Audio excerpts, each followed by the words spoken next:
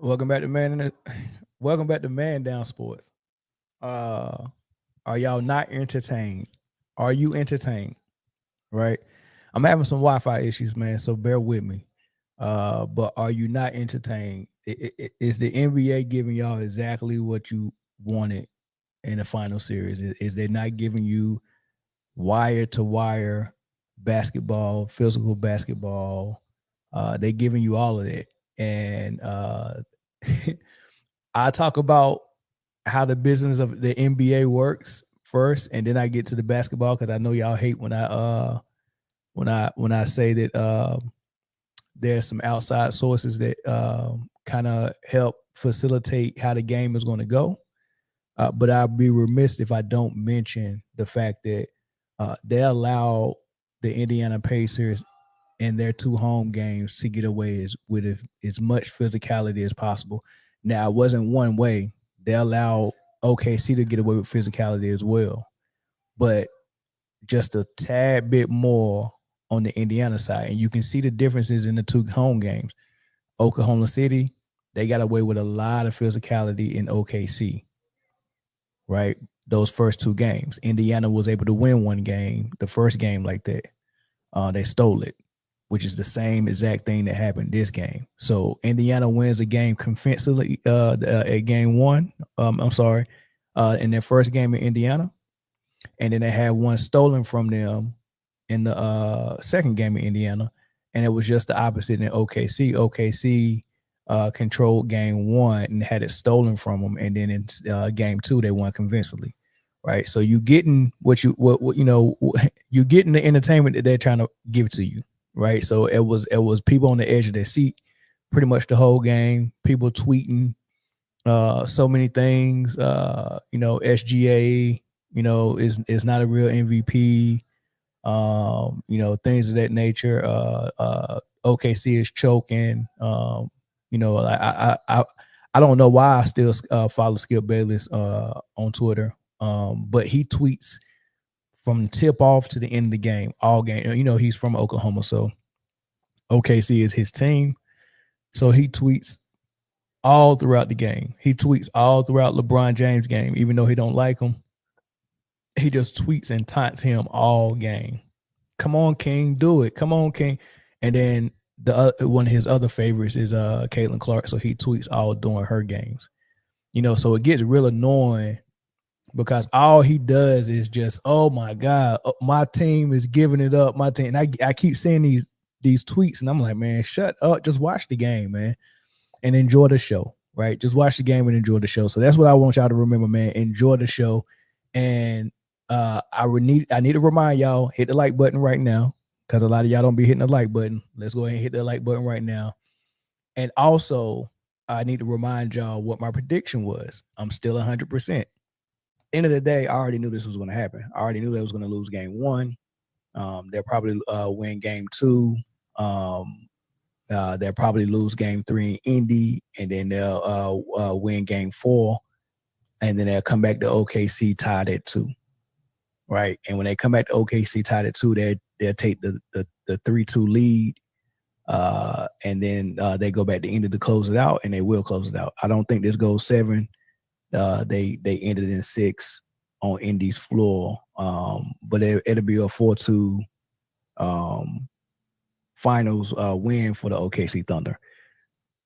Shout out to fans. I've been waiting on this live too.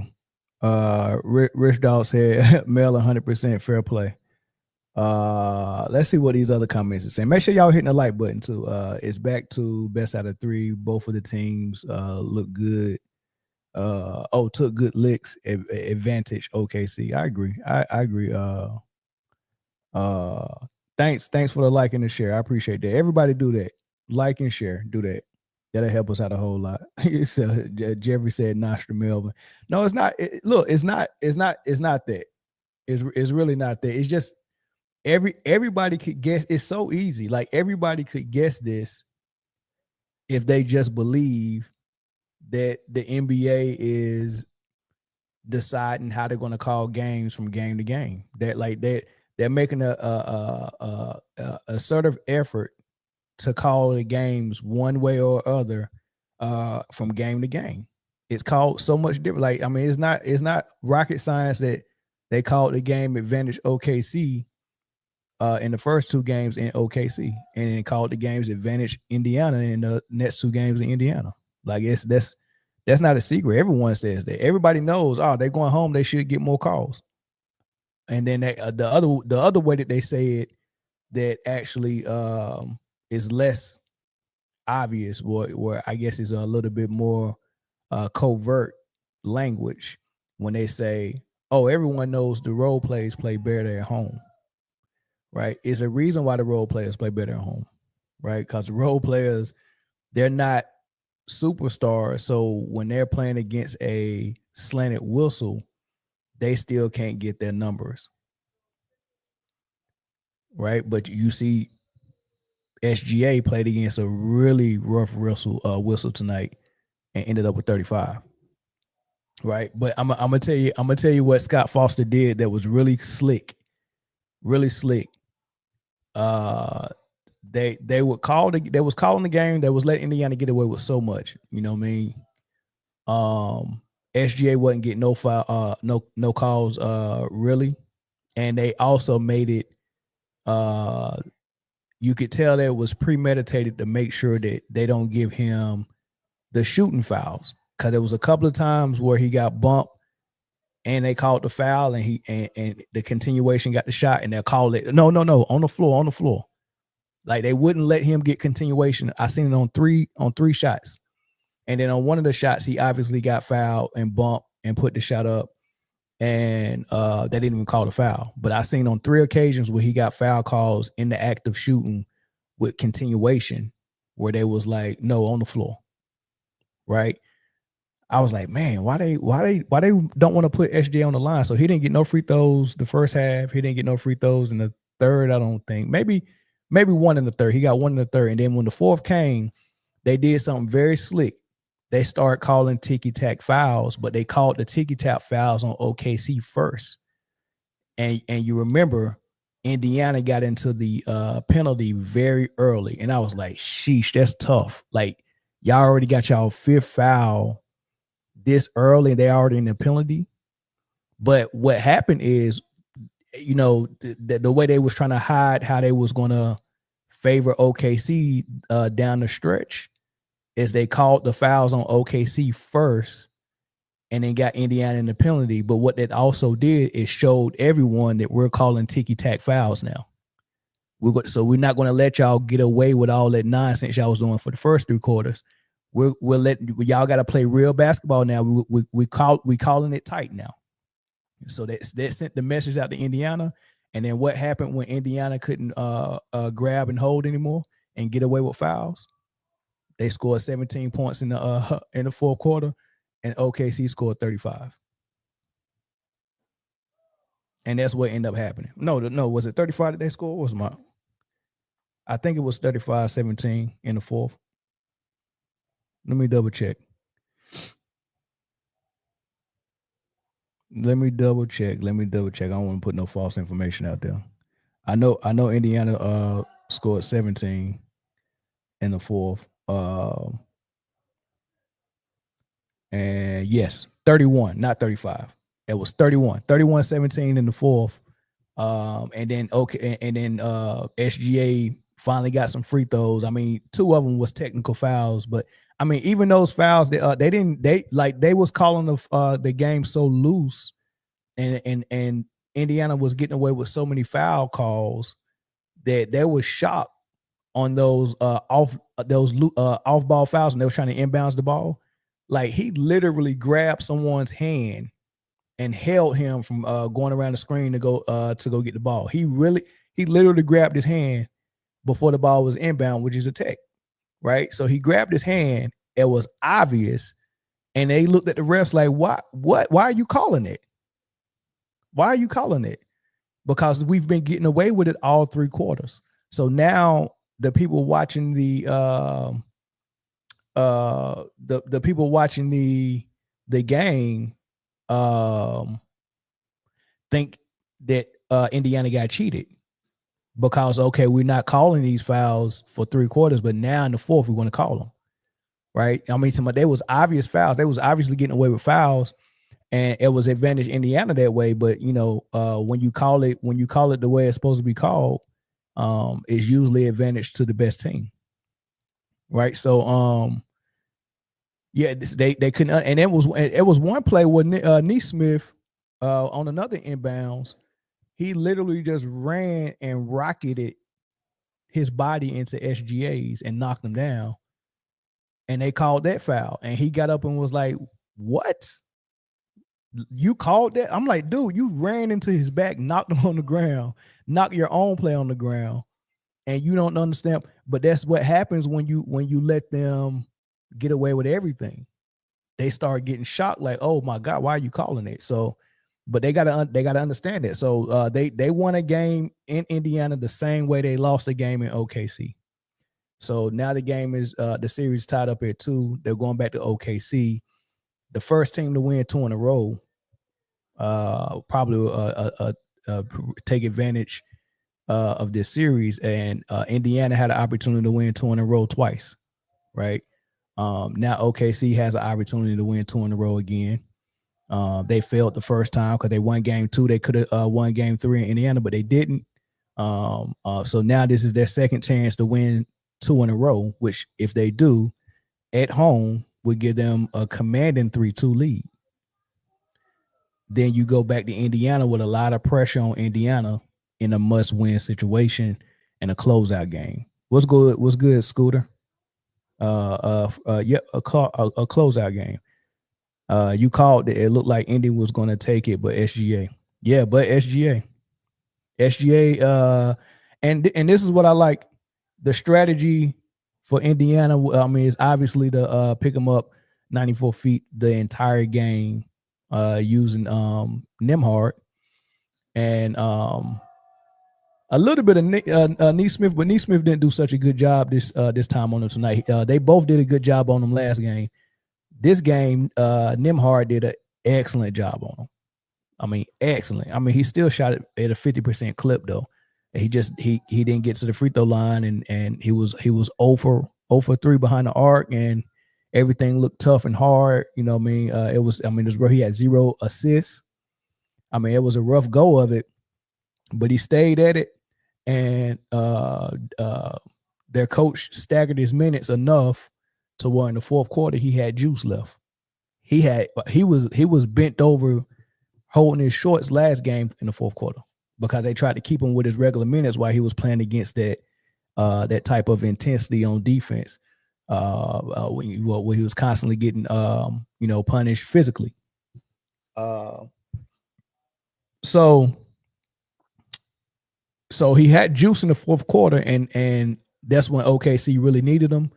He went on a 9-0 personal run. He hit a big 3, got to the line, hit 2 crucial mid-range jump shots. One of them was a controversial jump shot because he definitely pushed off. But I don't mind the push off when the defense is draped all over you.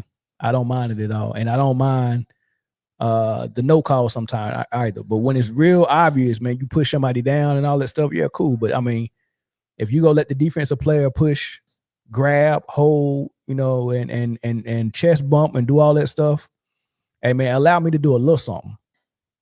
If I slap his hand down or arm bar push off, I'm cool with that. We letting it go both ways, man. So Darius said Indy scored 60 in the first half, advantage Indy end up scoring 104. OKC needs to keep Indy under 110. The pace is on point for OKC. Sure. Fancy said SGA did what an MVP supposed to. Absolutely. He absolutely did what an MVP supposed to do, man. I agree with that 100%. 100%, man. Well, they look. I want to remind y'all one more time. George said that my bias is clear. What do you mean my bias is clear, man? I'm telling you what happened. How's this bias right here? Tell me how this bias. End of the day, I already knew this was going to happen. I already knew they was going to lose game 1. They'll probably win game 2.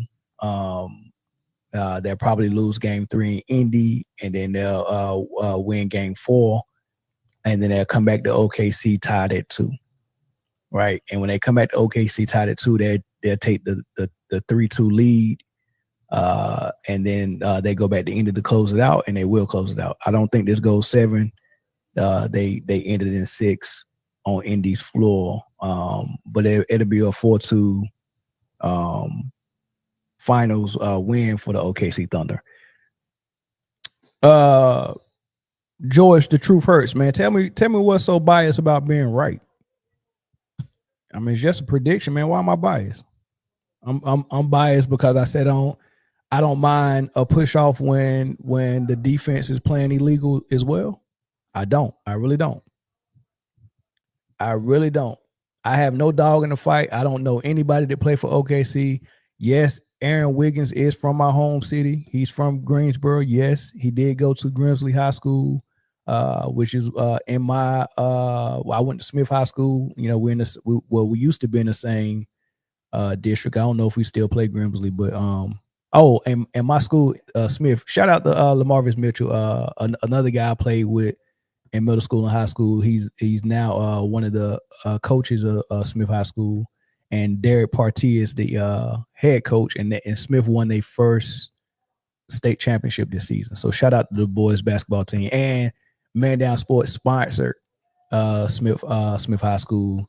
I was one of their sponsors, man. So hopefully whatever I donated went to a good cause, but it went to a championship team. So I'm excited about that. But other than that, I don't have no bias. I don't know the coach for OKC. I don't know none of the players. I don't work for OKC. They don't pay any of my bills. They don't float me no money, and neither does Indiana. Right. So I have no dog in the fight. Only bias I have is good basketball. Good basketball is my bias. So when I see good basketball, I tend to lean toward good basketball. And I think SGA plays really good basketball. I mean, it's obvious he's the best player in the series. I like good basketball. I like mid-range jump shots.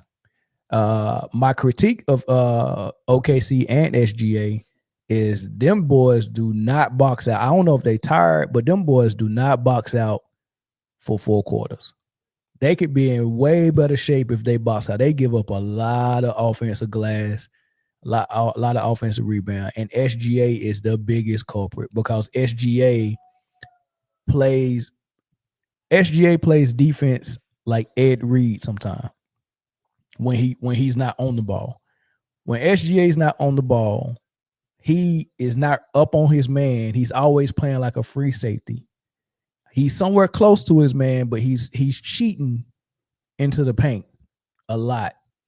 And then what happens when you do that is when that shot go up, but because he's cheating because he want to be in passing lanes and in the lane in case somebody can dribble, he can reach in. You know, they get a lot of steals like that. So he just freelances like that, and sometimes it bites him in the butt. It hurts him a lot. And then when the shot goes up, he don't turn around and go find his man and box him out. He just watched the shot go up.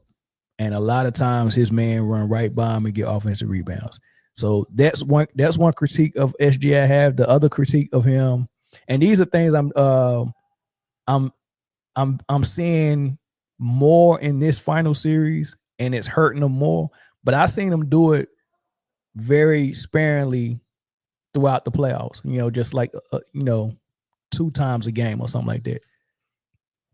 But I'm seeing a lot in this series, right? So the other thing he does when he's on the ball playing defense, he take a lot of chances, and Jalen Williams does it as well. But I guess they used to get away with it. They used to get steals like that. So when he's on the ball, it don't matter who he's guarding, he's going to reach. And I'm talking about a reach like my feet. The hardest thing to do is reach and move your feet at the same time. That's really tough. Like your brain, once you start doing this, I don't know how you're supposed to train your brain to continue to move your feet as well. Like it's very hard to move your feet and do a big swipe reach. You know, so he'll use that big long wingspan he got to swipe at the ball and get a reach, stop moving his feet, and when he miss, it's a blow by. He's really got to stop doing that. He's got to stop doing that, man. So those are my two critiques of him, man. He need to get better and start playing more disciplined defense, and then he's got to get more disciplined when that shot goes up and find the body to box out. Yeah, and you know, Jeff said he don't change his pace when he has the ball. Yeah, a lot of times he don't. Yeah, you reach, I teach. Yeah, for sure. All right, let's open the phone lines up, y'all. I mean, we can go through this box score, but I mean, 35 for SGA, 50% field goal shooting. He was 12 for 24. It's not horrible. All right, 0 assists, 2 turnovers, 3 steals, 1 block, 3 rebounds. Jalen Williams had 27. If it wasn't for Jalen Williams, they probably down double digits at the half. Jalen Williams absolutely kept them in the game in the first quarter for sure. And you know, so shout out to Jalen Williams for that. We got a phone call that just came in. Shout out to Jalen Williams. Caller from Texas. Turn down the YouTube in the background. Oh, I did. All right, good. What's up? Oh, this is Jeff. What's up, big dog? What's up, man? Nostra Melvin. Bruh.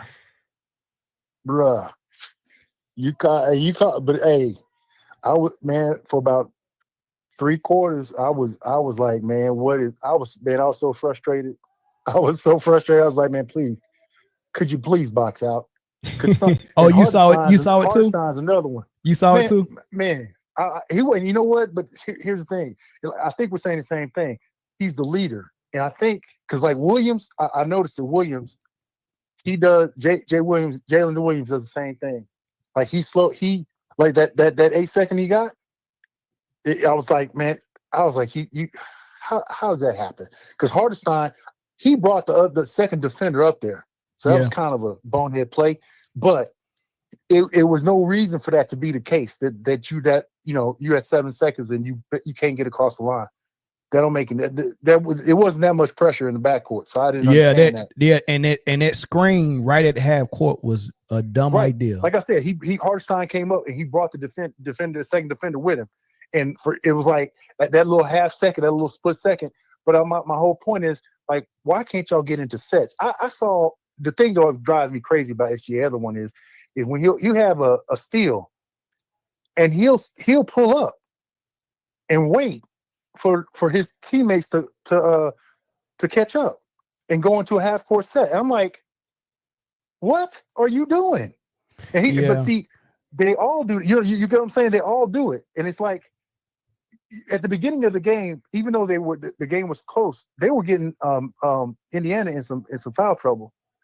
But when they were going to the basket, they kept going. Caruso was going to the basket, doing stuff like that. Yeah. But then they stopped, and I'm like, bro, until they stop you, don't do it. But they gonna keep. They either send you line, or you gonna make the bucket. But and here's the other thing: if somebody cannot see the glaring problem with Caruso inbounding the ball in the second half of the game, I just don't. I mean, it's almost like I'm watching in middle school. I'm serious. I'm like, come on now. Like literally the last game you lost it because of why? 2. He made 2 bonehead plays on the inbound pass. 2 of them in crucial time. Yeah, for sure. And this time I was like, you about to do it again? I said, you cannot be being serious right now. They lucky Mathurin went to the free throw line and missed them free throws. Yep. And you saw the second time when he went up there. Yeah. They turned the magnet repeller on that bad boy. He was like, I don't understand how I'm missing this, man. I didn't understand. I was like, ain't no way. I'm telling you, look.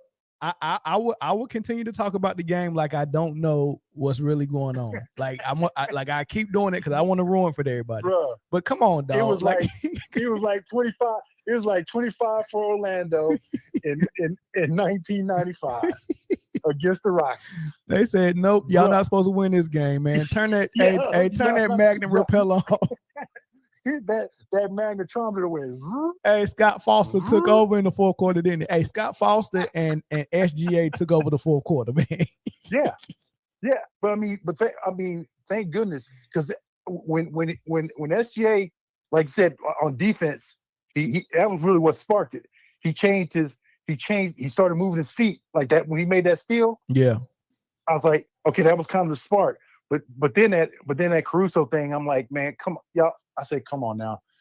They got to stop doing this, because the problem I have with it is that when you got players that follow you so much, they taking on your mannerisms. You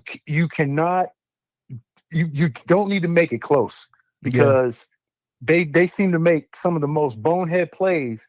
Like I thought I was watching LeBron James throwing the ball across the key. I'm like, wait a minute, come on now. Yeah, that was tough. That was tough. I'm like, but thank God for go to school. Thank God for SJ having enough energy left in the fourth, though. Yeah, thank God for that, man, because the shot making was big. The shot making was big, but I don't expect Indiana to be able to get away with most of the fouling that they was doing in Indiana, right? So they going back to OKC. OKC should get some calls. They haven't had a huge OKC game yet. This might be the one. I mean, this might be the game where SGA get 10 free throws, OKC hit 15 threes, and they get 20 turnovers, and they win by 20. All right, this might be the game. At some point, though, you gotta get somebody got to kick somebody in the tail and be like, okay, it's enough of this F around and find out stuff. Yeah, because we y'all need to stop playing it. Like they need to shut. Because you know what? Like this is really what happened to them last year when they lost to Minnesota. I'm like, y'all, this already happened to y'all. Yeah. I was going to ask you this one other thing. If they had met the Celtics in this series last year, if last year's Celtics played this year's OKC, I think Celtics would have blown their socks off. Yeah, but they could have. But it as we're seeing in this series, it just depends on how they're going to call the game.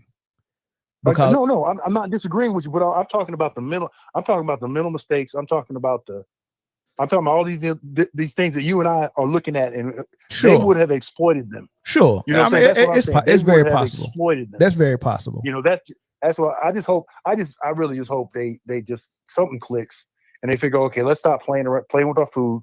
Yeah, let's just end it. Yeah, and you make a good point. Because you keep playing. Because I'm serious. So you cannot give Halliburton. You can, man. Listen, they couldn't hit no shot in the fourth, could they? They couldn't. Like Halliburton had a clutch shot that was a three. He got the mismatch he wanted. He had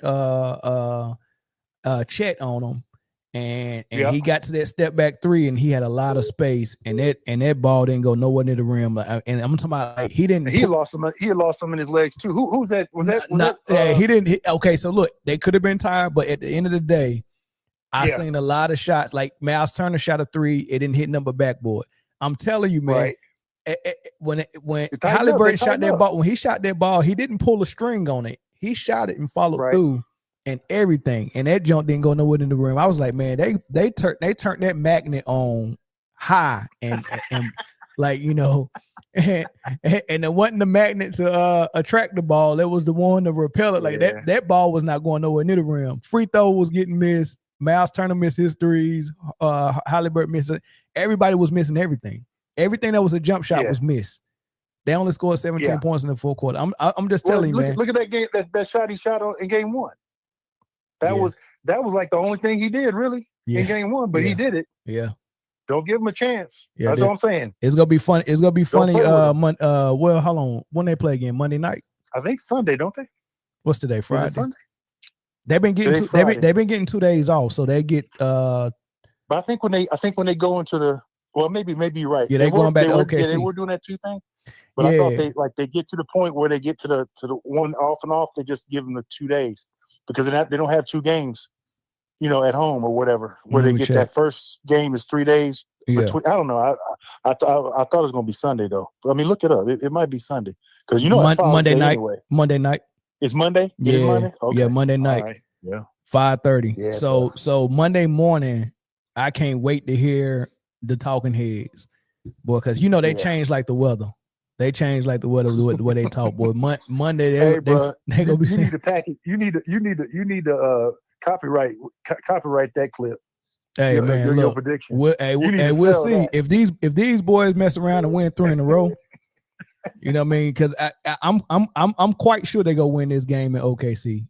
But now I honestly think that's what they have to do. The only thing I'm not sure about is they go win in Indiana. That's my prediction. That's right. I think they can win it on their court. But I do too. Because they just did. Yeah. They just did. Yeah. So I think they can do that. It's that 7 game, boy. That's a crapshoot. Yeah, for sure. That's gonna be tough. Shoot. That's gonna be tough. But they did it against Denver. They did it against Denver though. The refs gonna be like, hey, they probably gonna be like, hey, whoever got knives or whatever, just make sure we don't see them. Facts. All right, Jeff. Let me get another call in here, brother. All right, thanks. Hey, yeah, everybody hit that like button. Hit the like button, y'all. All right, caller from Indianapolis. You called in twice, man. You can call back, big dog. Yeah, man. This is this is so funny, man. I had a super chat come in.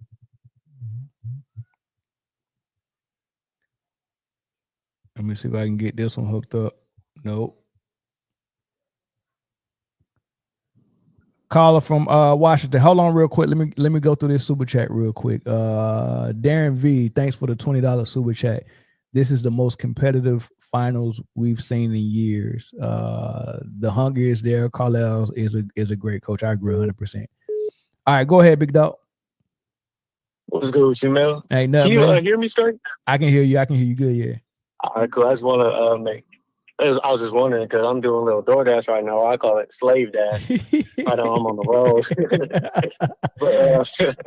Hey, I'm still 100%, man. Hey, you right? You a groove or something? I'm telling you, the magic 8 ball or something like that.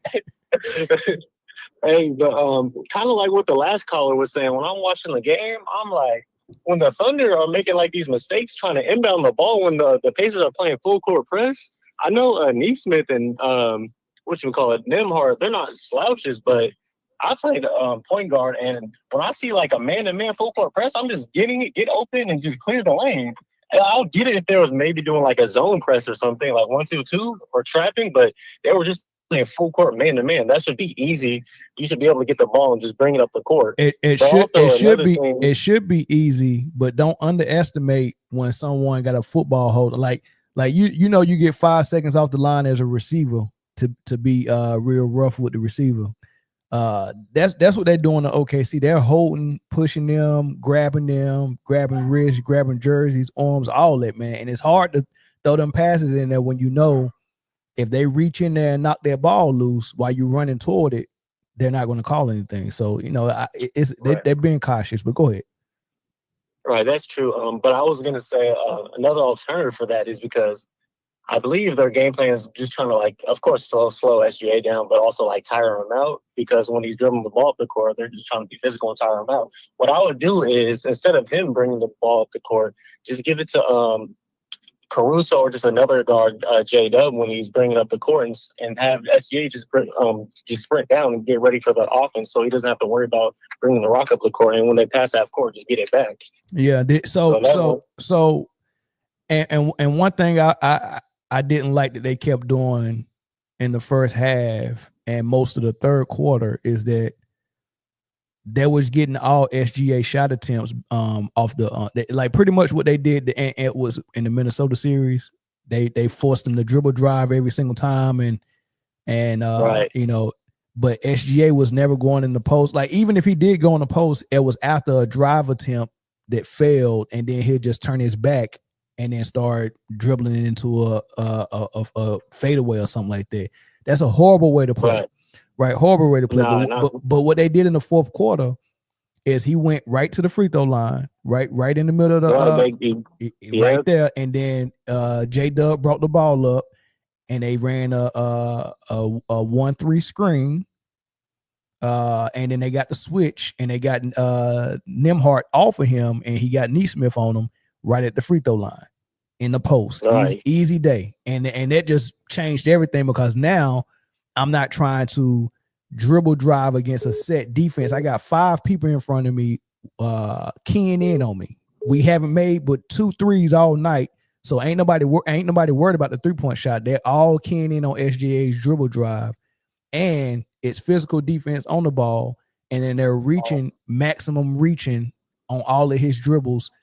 So he can't even get to a good shot off the dribble drive. So it was really good that when he got to that free throw line and got it in the post, that changed a whole lot. You know, Indiana looked way different because they didn't have no game plan for that. Right. No, the coach did do a great adjustment on that. One thing, like when you're watching it though, in the fourth quarter, you see like the big difference between SGA and Tyrese Halliburton. Tyrese Halliburton, he's a good. I will give it to him. He's been great in the playoffs and clutch time moments. But as far as when they need like a basket, when the game's close, it doesn't really look like he's that great of a shot creator.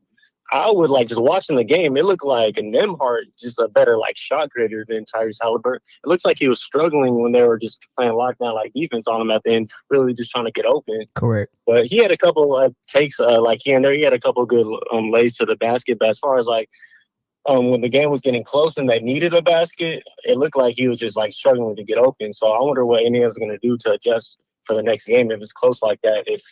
Because it looks like he can't even. He just needs like a screen every time down just for him to get open. So, but SJ played like. Well, I mean, I know what they're gonna do. They go give up the draws on the first date in OKC. That's what they're gonna do. just give it up. We'll see. Even I don't know, but even with in the game, it felt like the Pacers had control the whole game. I was kind of getting nervous. I like both teams. Bayern going for OKC more just because I just don't like the way SGA just gets talked about just throughout the media. Like I think it's kind of aggravating. Yeah, I mean I got real annoyed in the Minnesota series when Doris Burke literally called that man. Goodness. Literally called that man a free throw merchant on live TV. And reference Twitter. And reference Twitter. I said, what are you doing? Like, you got to be kidding. Analyze the game. That was horrible. Oh, it was terrible, and I like Doris Burke too. That's the thing. But when she was doing that, I was like, yeah, you're tripping right now, Doris. But you know why she's doing it though, right? She wasn't going for the Thunder last series. No, because he got MVP over Jokic. She wanted Jokic to get it. That's what I was saying. That the Thunder won that last series. Mm-hmm. Yeah, it's over the MVP. I still remember the Detroit game where he was beating Detroit. And he got to the free throw line during the fourth quarter. You know, the game was pretty much over, and he was shooting free throws. And the announcer was just livid. I mean, this is a live TV. Well, I don't think he was the announcer for the network. He was a local. I think he was a Detroit announcer.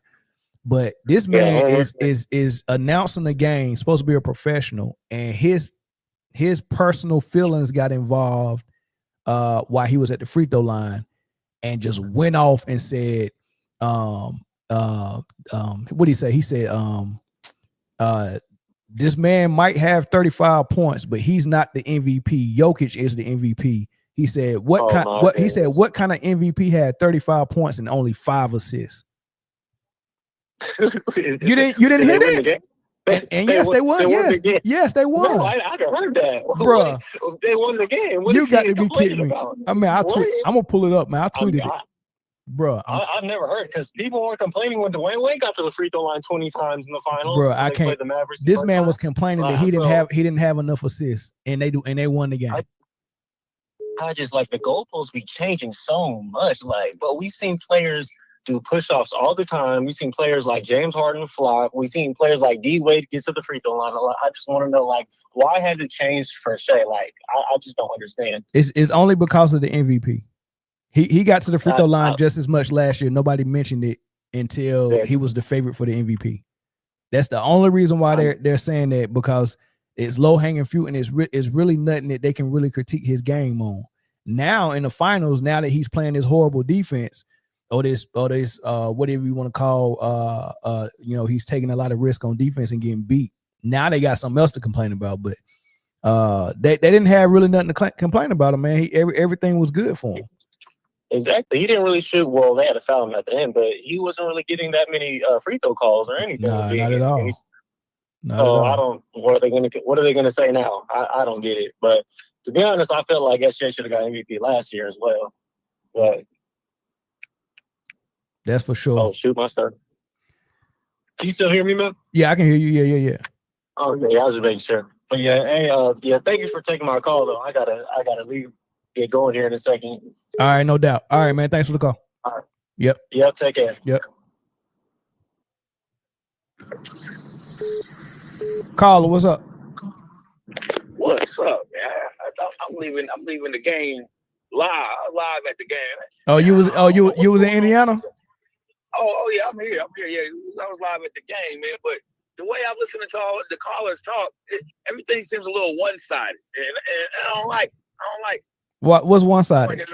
The way everybody. First of all, whoever that last guy was, that big SGA fan, I get he's a fan and all that, but to act like SGA pushing off like everybody doing that, no.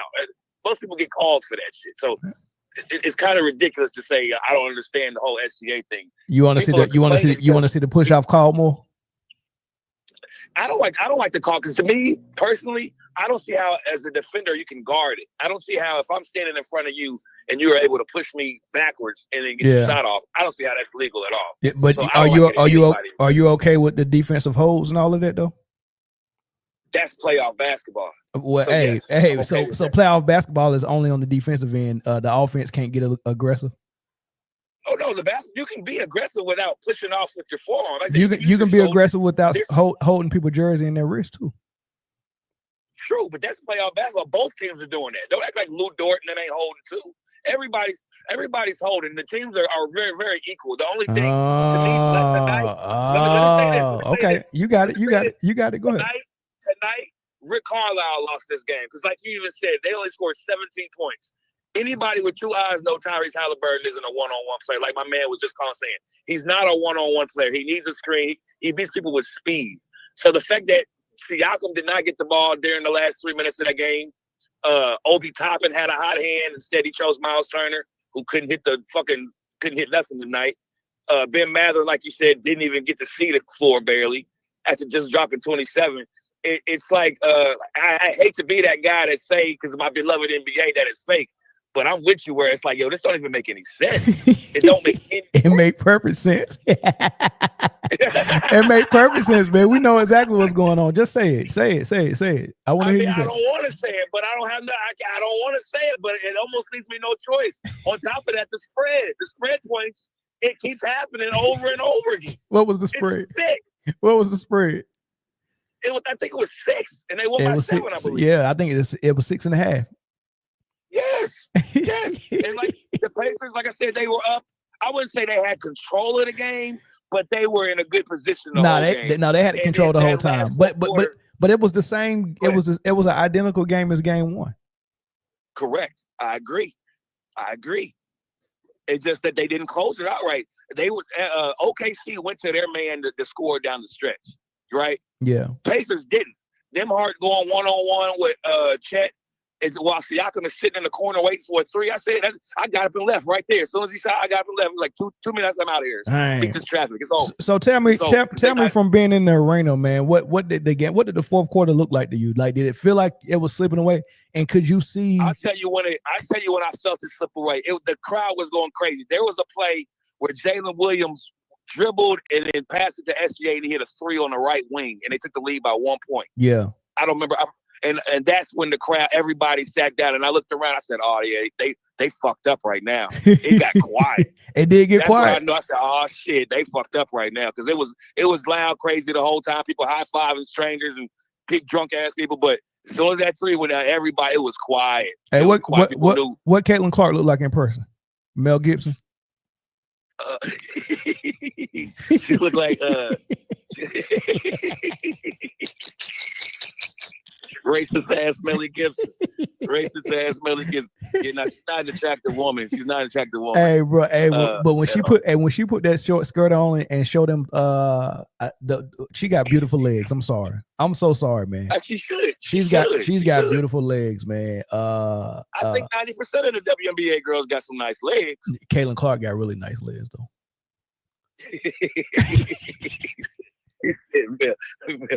That's fucked up. But no, I mean, I think I think these teams defensively, because we was arguing the other day about what team is better defensively, and I think what OKC does better is when whoever's not guarding the ball, as soon as that person with the ball turns their back, they jump them. You know what I mean? They jump on it and help defense all the time. They play more reckless on defense. They gamble a lot, and the Pacers don't gamble enough. They let SGA play too much one-on-one underneath the free throw line without help. Because there were times in the game where you saw them where they were trapping at the right time or doubling them at the right time, and they wouldn't get a shot or he'd turn it over. Because I'm a firm believer that there's only about 3 players in the league that can score and pass, right? And that's of course, the great Luka Vandross, Jokic, and long probably LeBron James. Ago. And, But I'm just a firm believer that, look, the Pacers played Jalen Brunson, a 30-point scorer, average 5 assists. They played Donovan Mitchell, 30-point scorer, average 5 assists or 4. And then you got SGA, a 30-point scorer, average 4 or 5 assists. So they've been going through the same test over and over again. But I think I said this last year, OKC is only going to be as good as Jalen Williams goes. SGA is going to do what he do, but Jalen Williams got to step his game up for them to win. Yeah. I thought it was really gritty of Chet to get and go down and get hurt and banged up so many times and come back out there and play limping. Like, he twisted his ankle twice. He got kneed in the shin. He went to the ground a lot, not getting the calls, man. He grinded it out, man, and gave them a double-double, gave them some defense at the rim, some key offensive rebounds and putbacks. Like even though the numbers might not say it a lot, man, he had a gritty and grindy game that was key. And what Jalen Williams did in the first half to keep them in it was key. And then the fourth quarter, you got to give it up to SGA and Scott Foster, man. They both came to play. Scott Foster, give him the game ball, man. He took over the game and said, no more of that. We calling it fair. We calling it fair in the fourth quarter. Know what it is. Yeah, everybody knows you got to play through the ref too. So I don't even think people are upset about it because they know what it is. It's not a surprise when they saw Scott fly. Everybody in the whole building know what time it was. But you should have heard everybody screaming "fuck you, Scott" and all this. They was going crazy. I didn't feel bad for Foster. but no, man, they got to fight through that. But it was like you said, SGA came through and made the big shots that he needed to make. But people are gonna leave that building. Remember, I know people left that building still trying to figure out how they lost. They don't know what happened. I didn't. Hey, look, bro. I didn't know they only scored 17 points. I was like, man, when I looked at the box score, I said 17. They only scored 17. It didn't even seem like it. I'm the guy who was in the crowd screaming, "Hey man, take Halliburton out this hot potato shit where I pass it to Miles, pass it back." Playing pickaboo behind the pick, like, nigga, what are you doing? Hey man, he really plays like Steve Urkel, man. When Steve Urkel got in the game, he really does. The little weird ass finger roll layups, and it's just like he's not a one-on-one. Everything he's going to beat people with speed, but his one-on-one game is terrible. Yeah, he go get all the way to the rim for a floater, or he go step back for a 3. Anything in between that, he got to develop. But I mean, even that game winner he hit in game 1. I hate seeing him pull up for jump shots. It's hideous. It don't even look right, and it's not his game. Like you said, it should either be a runner, a 3-pointer, or a layup. That's it. Yeah, that's it. Yeah, and if he's not in transition, he's not a phase. The only half court offense they have is Siakam, Mathurin, and the white boy, TJ McCollum. That's the only people that's setting it off in the half court. Everybody, Nembhard maybe, but I feel like his defense is taking up his offense. He's working hard as fuck on FBA. You know they go let OKC get away with a little bit more on defense at home, right? I would thought they would say the same thing for the Pacers. So let me ask you this: why would the Pacers not get something at home? Why is that? They did. They just stopped it in the fourth quarter. Yeah, they let So you think the Pacers got the better of the rest in that game? Yeah. I mean, do you think the Indiana Pacers defense was better at home than it was in OKC? Do you think I think it was just as good? I just think they didn't convert on offense. Do you think SGA was bothered more in OKC than he was in Indiana? I think he was bothered more tonight until that fourth. Like he had 20 points when they said he had 35. I was like, damn, when did he get to the 30? He had 20 for the longest. Yeah, he had 9. He had 9 straight, and then he was taking all the technical free throws at the end. That's how he ended up 35. But listen, the reason why I brought that up is because SGA was bothered by Nembhard because they was allowing Nembhard to get away with a lot of illegal defense, which is fine because they let Lou Dort get away with a lot of the illegal defense in OKC. Mm-hmm. So it's cool. It's cool. They're swinging the pendulum to favor one team, right? But so far it's been the home team getting the favor. But what happened is in the fourth quarter, that was like, well, you're not supposed to go up 3-1, so it's time for y'all to lose that whistle. Right. They're swinging the whistle. And that's what everybody's saying. They don't want them to lose interest. If Pacers would have won 3-1, the interest would have been lost. Until unless OKC tied it up 3-3. But remember, the reason why they're swinging the pendulum is so people don't lose interest. Like, let's not be fools here. OKC is a better team. I disagree with that. Oh, okay. Well, you could, but I'm watching the game from a different perspective. I'm not watching the game with just basketball in mind. I'm watching it with with business in mind. And I called it before the series started. Like, so let me ask you this: why is business more beneficial for OKC to win than Indiana, in your opinion? Because they're the better team. They don't want to cheat the better team. Why do you? Okay. Hold on. You really believe Chet Holmgren is better than Miles Turner? Oh yeah, absolutely. He's a better shooter than Miles. No, not right now. Is he a better shot blocker than Miles?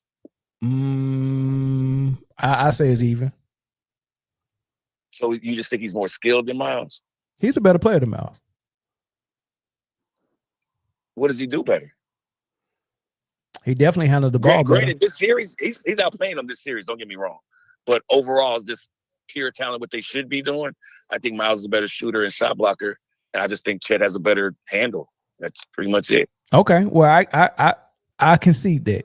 Let's say Turner is better than Chet. Now what? Then let's go to Jalen Williams. Okay. Let's go to Jalen Williams. Okay. How much better do you think Jalen Williams is than Ben Mathurin?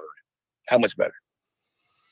Ben Mathurin is pretty good. But he don't have a lot. He comes off the bench. And he comes off the bench for sure. Yeah. He's pretty good. I'm gonna be honest with you though. Ben Mathurin he's really good.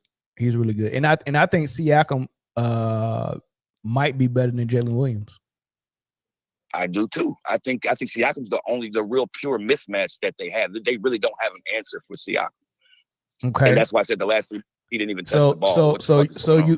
So you've taken the second best player and the third best player, and you found two players on the Pacers is better than them. Now what? Correct. Now the rest of these guys are just now SGA. You got SGA all okay. Day. So does SGA create a gap that can't be recovered? No. Okay. So Indiana's the better team. Yes. Okay. In my opinion. Okay. And I think their regular guys aren't better than our regular Isaiah Joe and those niggas. I don't think they better than our regular guys. I don't. Yeah, I mean that's interesting because what I mean it's a lot of people on the internet that say like this is one of the best teams ever in the NBA.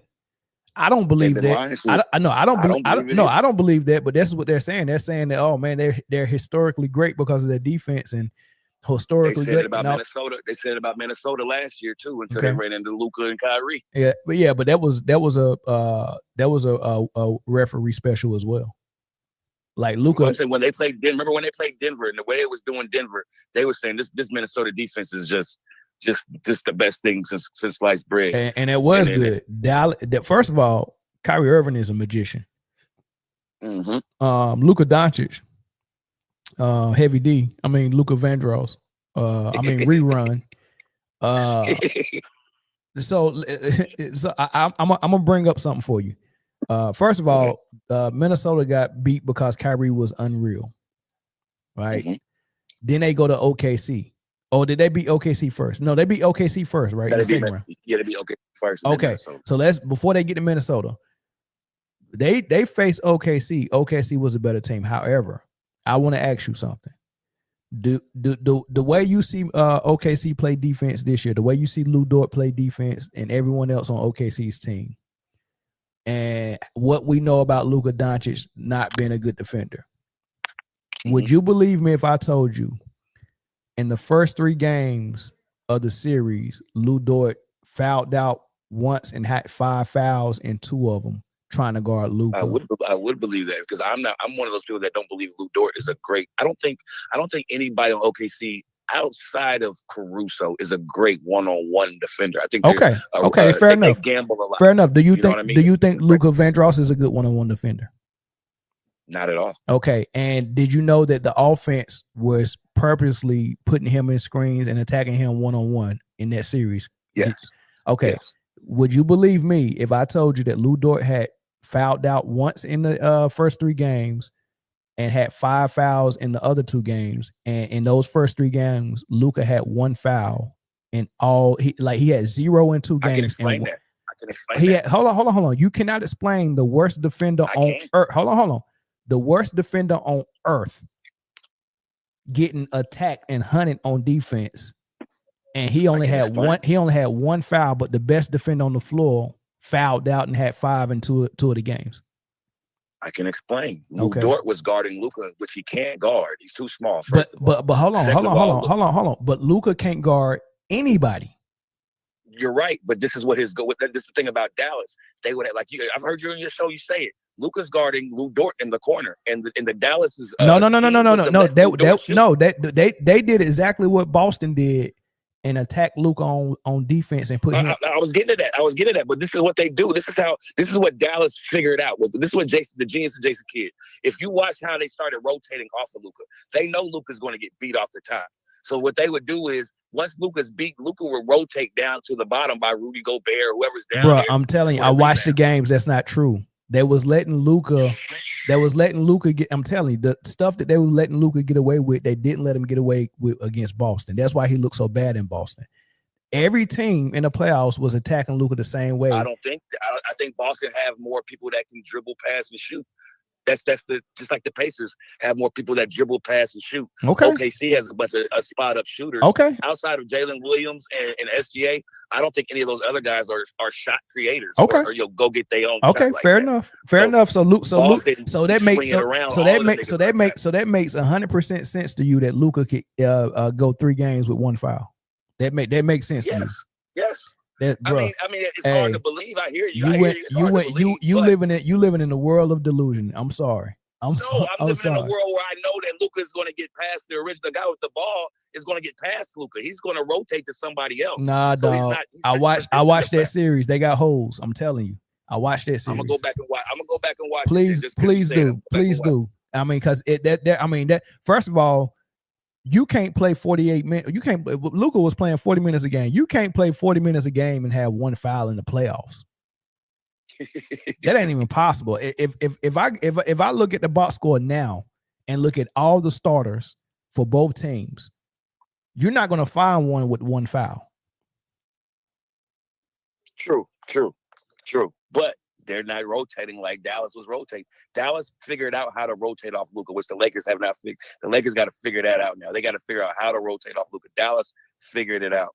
How to his weakness. They built up just like Allen Iverson in the Philadelphia 76ers. They built that team around a small guy that really can't guard, but he can get buckets. And I think this defense that OKC plays, because like I said, they gamble a lot. It's a lot of reckless stuff. Pacers don't have as good as people think Tyrese Halliburton is as a passer. He's not on that top tier level of passing. He doesn't really make anybody better, if that makes any sense. He lets you do your thing, just like SGA. He'll give Jalen Williams the ball, let him do his thing, but he's not really creating for anybody or making anybody better, if that makes any sense. Luka is getting people wide open. We gotta stop saying that. Like I know it's a cliche in sports and basketball, but it's the worst phrase in basketball. I mean, you're not making a player better by getting them an open shot. That's not. You're making it easier for him. You're right. I agree. I hate when I hear people say that. He makes people better. No, he don't. No, he don't. No, I agree with you on that. Because I say the same thing. I say These niggas are in the NBA. They're already good, right? They already Exactly. got the talent. If I'm Cal, if I'm Cal Korver and I shoot open 3-pointers at a 45% clip, and you'll get me open threes, you didn't make me better. I'm a 45% shooter if I get open threes. You got a double team and you pass me the ball, I knocked it down. We got to stop. We got to stop giving assists more credit than the score. I agree to an extent. It's like I said, all assists aren't created equal.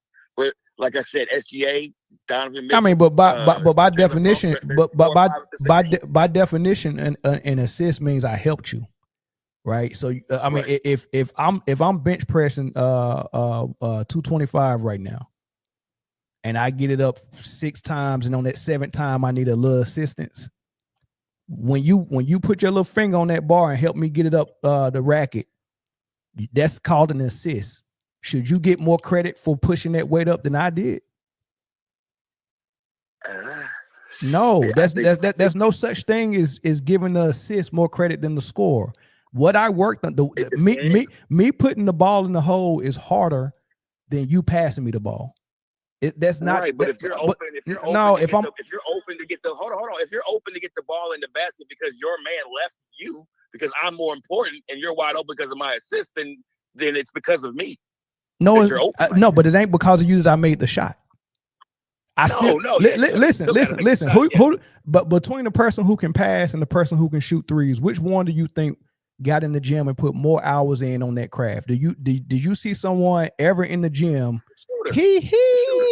Have you ever seen anybody just going in there practicing with a trainer, just passing the ball like freaking Uncle Rico? Just no looks. Have you ever seen that? So assisting is passing the ball, and assisting is something you don't even practice. Shooting the ball, Ray Allen, he started working on his shot and his form in 3rd grade.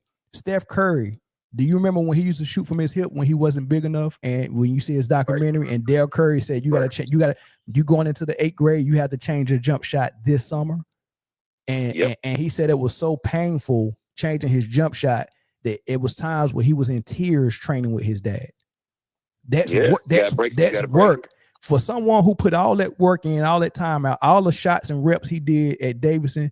You see people say during his workout, he's shooting and hitting 200 in a row without a miss. Like, that's work. I'd be damned if I hit an open 3 because you got double team and you get more credit for the assist than I get for the 3-point shot. You didn't put no work in or no amount of work in to be a good passer, but for me to be a good shooter, that's a lot of work. Steve Kerr. So the Michael Jordan to Steve Kerr pass, you're giving that more credit to Steve Kerr than Michael Jordan. I'm not giving no assist more credit than the shot maker. The shot maker is the tougher thing. But if you're a shooter and that's what you're supposed to do, I don't look at it as a tough thing. Scoring points is harder than making a pass. It's called assist for a reason. You helped me. I did most of the work. I agree. I want to change something because another thing that y'all said earlier that I want to talk about is the entry passes in the NBA. Not just this series, but the whole fucking the whole NBA all season. I've seen team after team try to make an entry pass, and either the player's not sealing them off enough, or the pass is just not in the right pocket, and they get tipped off so much. I heard them talking about OKC taking the ball out inbounds and everything, and I was like, it ain't just OKC. It's everybody. The whole NBA. You would think these niggas is learning this. Like you said, 6th, 7th grade, we learn entry passes, but because nobody plays in the post no more, these niggas don't even know how to throw an entry pass. Yeah, I mean, it's very like I hated that that single foul line inbounds play that was doing at the free throw line, because it's just so simple to just put somebody on the block, and then you either got to front me, like you could have that single foul line at the free throw line, but have one dude on the block. So if you have one dude on the block, you can't front me because there's no backside help. Right, like if I'm at the rim, right? So all the guys are at the free throw line, 3 guys at the free throw line, and 1 guy inbounds, and then a tall, good free throw shooter like Chet right there posting up on the block. So you're either going to front me, and then I'm just going to put my arm in your back and call for the ball over your head and go up and get it at the apex, and I'm at the rim, right? You got to foul me. Or you got to play behind me, which also I can keep you on my back, and there's an easy entry pass. You didn't have to do all that, but the reason why they was doing that because they wanted to get the ball to SGA because he's the best free throw shooter. But I mean, you could have put SGA in the post right there. Same concept, Right. I think. Right. I think that's dumb. Yeah, I don't know what it is, man. Like I said, I don't know if it's just they don't work on it, or just because, like you said, like I'm saying, nobody plays in the post no more. Like remember, like when Alex Caruso was guarding Jokic, it's like these niggas couldn't even get the ball into Jokic. I'm like, Alex Caruso should not be able to be stealing some of these passes. Is it the pass or the sealer? I don't know, but the whole NBA is horrible at that. It's kind of ridiculous for it to be pros. It's cool. They fixing the NBA. Joe Dumars got it set in motion. I mean, it sounds like everybody's enjoying the finals and all of that stuff, man. So hey, be entertained and watch the show, man. Thanks for the call, bro. No doubt, man. I appreciate you. Yep. Hey, Rex Smith, I want you to show me the film. I want you to show me the film of somebody in there putting in major work passing the ball. I want to see that. He show me that. T-Burt, what's good, brother? What up, man? What's going on? How you doing tonight? Man, I'm chilling, man. What you think about the game? All right, before I get to the game, let me just let me give you some backup on this players making other players better, right? With the assist. Right. I agree with you. That statement doesn't make any damn sense to me. I think it's so overrated. And it's just a common statement that everyone hears and they just regurgitate it. It's true. It's truly not true. And I'll give you two examples, right? We're going to talk about Steph Curry and Draymond Green. We're going to talk about the top of the key. When Draymond has the ball, Steph comes down off a pin down, comes all the way around to the top of the key, behind Draymond. Draymond hands on the ball behind him, sets a pick. Steph launches a three and hits it. Did that make Steph Curry a better player or a better shooter? Nope. No. And let's talk about that same exact play because they run that play 99% of the time. Let's talk about the 1%. The 1%, they run the same play. Draymond got the ball at the top of the key. Steph comes all the way from off a pin down, comes behind Steph. Draymond fakes the handoff and he gets a wide open layup. Exactly. Right. Does that make Draymond a better scorer player or because both of the players went to Steph Curry? Nope. No. So did Draymond make Steph better? Did Steph make Draymond better? It's a wide open three that Steph can historically hit. And it's a wide open dunk or layup that all NBA players should make. So I just want to give you some backup on that because that I hate that statement too. It bothers the SH out of me. All right, let's push up. Do you agree with what I just said? 100%. 100%. I mean, it's not like words mean something. So I hate when cliches catch on. And we just regurgitate it like you said because it don't make sense, man. Cause I might be an overthinker. I might look at things too deep. But if you say you made me better, I need to know how because to make a player better, it takes time, and you have to actually work with me at practice. You have to work with me in the gym, work with me in the weight room. Right. Like Scottie Pippen showing up as a rookie and being a bench player and then averaging 7 points and then go from 7 to 14 and then 14 to 19. That's showing that he got better. Can you credit some of that to his teammates like Michael Jordan? Well, if you can pinpoint what he did to make him better, you know what I mean? Like, let me tell you how with that example right there, how Jordan made Pippen and Harper better, right? Pippen and Harper, Jordan pulled them to the side and said, come to my house because he got the full court in his house. 6 a.m. Every day we're training with my coach, with his training coach. And at 6 a.m, every day they were training and working on defense and offense. Absolutely. Every single day. That's making your teammates better. But also, Jordan said, by Pitt playing defense on me, it made him better. So Pitt made Jordan better. Mm-hmm. They're making each other better. That's how you make your teammates better, right? Correct. So, all right, so we can move. I just had to address that. So let's talk about this game, right? I'm going to hit this from a totally different perspective than what anybody else has hit this on. Why is this series tied up 2-2? Now, let me give you let me preface it by saying, hey, I'm in the majority of everybody else. I thought this would be a sweep, or maybe one game, or maybe two. No way that I see this series tied up at 2 with the chance that OKC was about to be down 3-1. Why is it like this? Here's the reason why. It's about the Pacers. They are rolling out. If you look at their roster from start to the bench, they're rolling out like 8 to 9 thoroughbred horses that just run. I'm not talking about basketball. I'm talking about their endurance and how they just run like they're thoroughbred horses, right? That's one. Yep. OKC can't match that. No NBA team can probably match that. Number 2, you have to look at athletes. Now, let me preface it by saying this. OKC is the better team by far. But now, get back to what I'm saying. If you look at OKC's players 1 through 9, they have the better athletes too.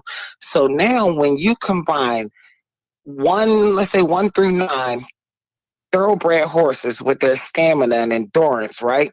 Combine that with 1 through 9 having the better athletes, that's just a goddamn matchup nightmare. And now you think at the 2 centers that OKC is rolling out. Chet can't keep up with that. No. Now, if you saw when somebody in OKC turned the ball over, Chet and Obi Toppin was side by side. They both took off sprinting in the third quarter. Obi Toppin had a 8-foot lead on him and got a wide open dunk, right? Mm-hmm. Because that's thoroughbred and athleticism on Chet's not a thoroughbred horse, and he doesn't have the athleticism. But they're rolling it out 1 through 9. Now, let's look at the Oklahoma City Thunder team, right? Let's look at their team. Outside of Jalen and Shea, right? They got Lou Dortz. He's like a middle linebacker, right? Yeah, he's strong. He can shoot threes and play D. Is he a thoroughbred horse so far he can just run and sprint and top of the line athlete? I would say no. Chet's not. Who else we got? Wiggins. What's his name? Hartenstein. Mm-hmm. He's not. I'm just talking about the starters. 3 of the 5 starters can't hang with those thoroughbred horses in athleticism. They can't match them. The Pacers are a freaking nightmare. And last thing, Hartenstein is getting exposed as well as Shea. And Shea has to learn to play with his back to the ball. He has to back up. He has to learn to do a midi pop. He has no midi pop. His thing is either a dunk or a straight drive. He has no offense, right, in between the 3 and the rim. That's a problem. Hartenstein is being exposed on both sides of the ball. They're picking on him on defense. They're constantly putting him in the pick and roll, and he is playing that stupid behind drop back defense against a good 3-point shooting team because he can't come up in front of the 3-point line because he doesn't have the athleticism to stick anyone on Indiana's whole starting 5. Hartenstein's getting exposed. Chet's getting exposed. So it's pretty much OKC is playing Shea, J-Dub, and Alex Caruso 3 versus 9 and 10. Well, that's why this series the way it is. I will say this though, they did find something in the fourth quarter. They put number 34. What's his name? Is it Kieran Williams? Kason. No, Williams. Kieran Williams. Yeah, number 34.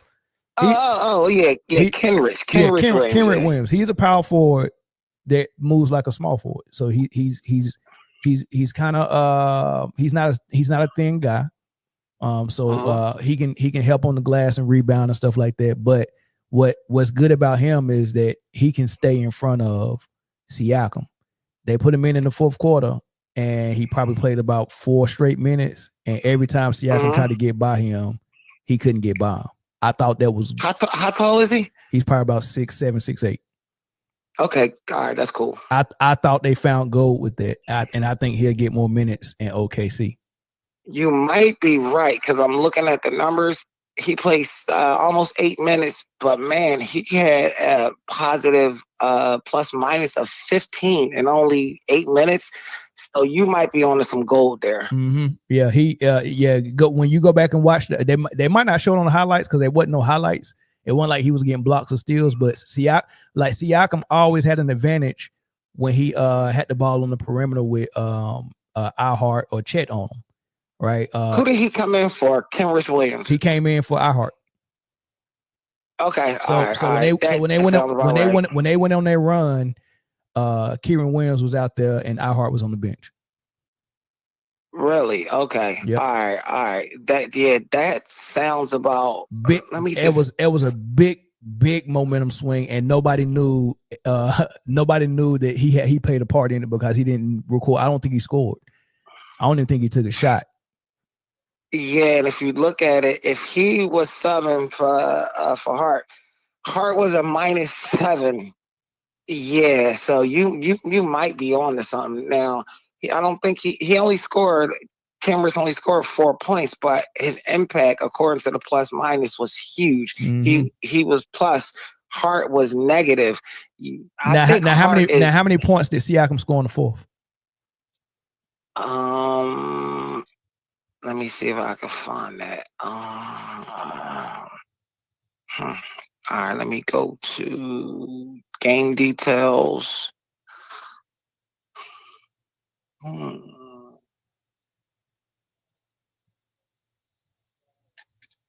no, I can't find that right now. Okay, but I think they didn't even score. They only scored 17 points in the fourth. So Pascal couldn't have much. Yeah. So OKC scored 31 in the fourth. They're gonna have to play him more. He did a thing. They found something. So yeah. I like him, and he not scared to shoot it either. That's a great point. Mel, that's what's up. I actually missed that, bro, and I study these damn games. But let me ask you a question all season long and last season I do not have the answer to. The question is drop defense, right? Let me give you my take on it. Drop defense is the dumbest defense ever in today's the way today's game is played. Drop defense absolutely leaves your player 2v1, and then your center goes in the drop, which leaves somebody wide open for a 3 and a 3-point error. What the hell is drop defense? Was good for the 80s and the 70s, right? Why would any team today play drop defense? I think it's the dumbest defense ever. Please, help me out here. I cannot crack that Da Vinci code. So the reason why it was effective before was because there wasn't a defensive 3 in the key. So if you was, I don't know, let's say you was fighting over the screen and the big man kind of, I don't know, drop down and let you catch up and recover. So basically it was a hedge, right? If you beat that and get down to the rim, there's still a big man there ready to block the shot, right? And for sure. You get what I'm saying? But now, since it's defensive 3 in the key, you can't even be in the paint. So, people, when you drop, you still in trouble. Well, only if you hedging. If you're dropping momentarily and you hedging and you trying to get back on your big and a guy that's getting screen is fighting over the screen, they always give up layups, man. That's how Halliburton got so many layups tonight. I feel like the drop, when the center is dropping and he's sagging back into the paint, it leaves the 3-point wide open. Because essentially, he's only trying to half cover the center that's rolling. But the 3-pointer is wide open, and that's what we've been seeing all season. So in a 3-point era, is the drop defense a suitable defense in a 3-point shooting era? Well, I mean, you shouldn't be doing any of that. You should be fighting over the screen and stand with your man, no matter what. The fact that we don't have a big man sitting in the paint waiting on you, you can't do that no more.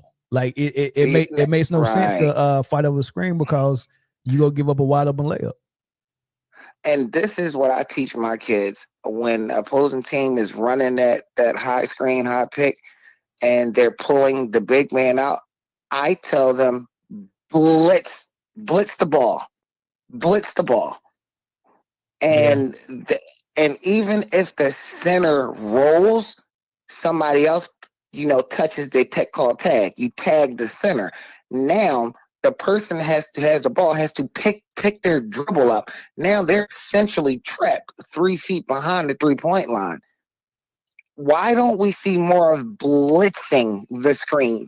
Why don't we see more of that? Instead of blitzing, we see drop. We see drop covers. Why? Well, I mean, in this series, Miles Turner, is if they do blitz or they double the screen or the ball handler off the screen, Miles Turner is getting that catch right at the free throw line and putting it right up, and he's been hitting it. That catch and pop. Yeah, he's been hitting it right there. So, and then if you rotate to stop that, you're giving up the corner three, and they've been killing on the corner three. So, I mean, I guess pick your poison. And they figured out, man, we can this is our best bet right here, and I'm fine with that because exactly where they're gonna get their shots from. It's either gonna be a pull up through a step back three or something like that, or maybe they get to the rim and get something. We just gonna have to defend that because everything else is damage as well. Yeah, I think you got a point there. It is pick your poison. I'm just allergic to the drop coverage. I just think it's just absolutely deplorable. But before I go, let me go back to, I want you to give me your take on my analysis on the thoroughbred horsing combined with the top of the line athletes they rolling out 1 through 9, and that's giving OKC the tough problem. Yeah, I mean they got like 6 guards, and all of them can shoot the three, and all of them can handle the ball and get to the rim. Neesmith, Nembhard, Halliburton, McConnell not so much with the 3, but McConnell was giving them fits too. That's 4. Who am I missing? Mathurin. Let me pull that roster Mathurin, that's 5. So and then when you add Siakam, he's another ball handler. So they pretty much got 6 guards. Yeah, they pretty much got 6 ball handlers. And they all run like deers. And then one of them happened to be 6'11". So, and you didn't even name Toppin. He might be the fastest of the sprinters. Yeah, absolutely. Yeah, so I just wanted to see if my take was dead on, and that's why like this series is challenging my knowledge because I thought this wasn't even going to be a competitive series. But T-Bird, the only reason why it's challenging your knowledge is because you're ignoring the other factor. You're just thinking basketball, and you're not thinking about Vegas, NBA front office. You're not thinking about you. I try not to get involved in that because you got to go down a rabbit hole. You go down a rabbit hole where everything's rigged and everything's this. I try not to get involved. It's not rigged. It's facilitated for a more entertaining outcome. And you know what, Mel? You probably are right, but you got to still realize this about me. I'm still stuck in my golden era of the 90s when the Bulls went to the finals and they wasn't, it wasn't no script. It was, they won 4-2, 4-1, 4-4-1, 4-1. So the NBA wasn't extending it, trying to get more money for more games being played. So I'm still stuck in that Stone Age too, where you're right, politics is probably playing a heavy key into the wins, because the longer they stretch out the series, the more money they get. Well, I try not to get involved. Yeah, but I don't think they're doing it for the stretch, because I don't think it's gonna go 7. I don't think they're doing it to stretch the series. I think well, they're doing it just so it can be more competitive. I mean, because if they let them come out here and they called the games like they was calling all playoffs for OKC, OKC probably would have won 4-1, right? But it's like, you can't tell me people ain't watching all the way to the end. Like, game 1 went all the way down to the last second game winner. Why would you turn the TV off? Right? Yeah, you got a point there. Yeah, they're doing what they're supposed to do. Is like getting your books on time in spades. Oh man, the suspense is killing me. I can't talk to my partner. I don't know if he got the big joker, he holding it.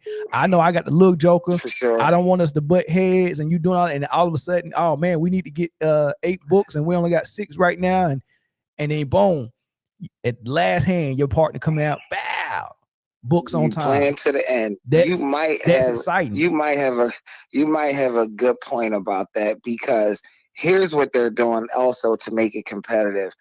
they're not giving Shea like his normal regular season calls with the bump offs. He's not getting none of that. And when they do give it to him, it's always on the ground. It's never in a motion of shooting. Yep. So they're trying to keep it competitive. So I give you kudos and flowers on that too. Yeah, for sure. Absolutely. All right, T-Bird. Thanks for the call, man. Good call, man. Yeah, no doubt. All right, talk to you. Yep. All right. Let me switch my device real quick for Bluetooth because I want to should I answer this call from Alabama? I'll make this one quick. Caller from Tupelo, Mississippi. What's up? What's up? Can you hear me? Yeah, I can hear you. What's good? Yeah, I'm listening. I hear a bunch of people. You know, you got your Pacers fans, you got your Thunder fans. They keep bringing up stats. They keep bringing up a lot of things to explain what happened in the game. And I'll just keep it simple. You don't need to be a basketball nerd to understand. The reason the Pacers lost and the reason the OKC won is because they just weren't built for the moment. It got to the final. I know this dude earlier. He was talking about the Pacers playing hot potato offense and whatnot. However, when they got past the 8-point mark in the fourth quarter, everybody was playing hot potato offense. Nobody wanted to shoot a shot except for one man. The one man that everybody hates. SGA. While everybody was playing hot potato with the ball, SGA decided to go one-on-one with his man. And I'll say that the reason they weren't prepared for the moment is because the first 3 quarters, if you paid attention, when SGA got the ball, it didn't matter if it was the weak side or the strong side. They always sent over a defender to at least show or hedge or come over from the blind side and help them. But when they got past the 8-point mark and the air started tasting different and the lights started looking brighter, it's like they just forgot the whole entire game plan. They let SCA coming down court, ISOing his man, one-on-one his man. Dude touches him, which I'm going to say this, that was a foul. You can't have your hand on him. Dude touches him, raises up, goes to the line, shoots the free throws, but you can't explain him coming back down and going back into another one-on-one and scoring. He wasn't scared in the moment. I'll say this, scared in the moment, and I'll further that. Because in a situation like that, you keep doing what you did the first 3 quarters. However, I just got this question. Lou Dort is standing in the corner. Why are you playing on Lou Dort? Come over and help on the MVP. Because I'll say this, the reason that everybody except for SGA was scared on the court. Because we're seeing what happened to Chet Hart. Got to play, but you know, he was kind of not there. Jay Will, kind of passive. Lou Dort, if you go back, you watch the game. Lou Dort gets the ball. Say passes him the ball. There's 2 defenders on say, pulling him. They couldn't call foul, dude. There's 2 defenders on say. He's running through him. Lou Dort catches the ball in the corner. Does not take a single look at the goal. You might as well call the goal Medusa because he's not even looking at that direction. He's busy looking at say, run through 2 men, standing there, just balling, saying, "Oh my gosh, please say, come get the ball, come get the ball, please. Oh my gosh, stay free." Threw him the ball. They went to work. They're just you can't explain them losing the game, or I'll say this, okay. I'll make this quick. The Pacers, they're a more experienced team, but and I'll say more experienced because they actually do run plays. As for OKC, in today's game, they only had 3 plays. That was get the ball on the screen, go into ISO action, or do 2 guard action. There's no reason you should be losing to that team. It's just a simple matter of fact that, bro, the Pacers just weren't ready. And SGA was ready, but of course SGA is gonna be ready because he's the MVP. He got to carry the team to victory. But that was just my 2 cents. I'm still confident that I'm still gonna say the Pacers are gonna win in the 6. The Thunder, if you think the Pacers go get the game in OKC and then get the game at home in Game 6? Bro, all they gotta do is just follow what Rick Carlisle said. Okay. That's all they gotta do is just do what Rick Carlisle said. Okay. It's again, they just got nervous in the moment, but that was just my observation. I didn't mean to take up your time. I just wanted to get that off. I seen everybody talking about the stats and whatnot, people making excuses, but the Pacers just weren't ready for that moment. The SGA was, but they can still win. Yeah, SGA was definitely ready for it, man. You got to give him his props, man. Different from game 3 in the fourth quarter where he didn't have no energy left. He had some juice left, man, and he was able to make some big shots down the stretch and some big free throws, a big 3-pointer, a couple of big plays on defense, man. So yeah, it was a good fourth quarter for the MVP. Thanks for the call, bro. I ain't gonna. All right, thanks. I'll talk to you. Yep. Yeah, he said he said the man that everybody love to hate came through in the clutch. I've been hating you. Man, should I play my violin for the Pacers fans? The world's smallest violin. Is it a violin in this song? I don't think so. Yeah, man. They hate SGA, but I do want to let me switch my Bluetooth device really quick because I want to play something for y'all. What I was talking about with that Detroit announcer. That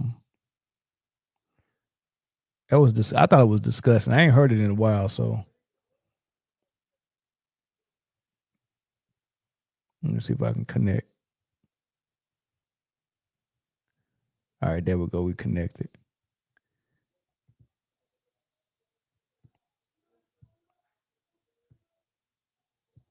All right, here we go. This is at the end of the game. Is it on?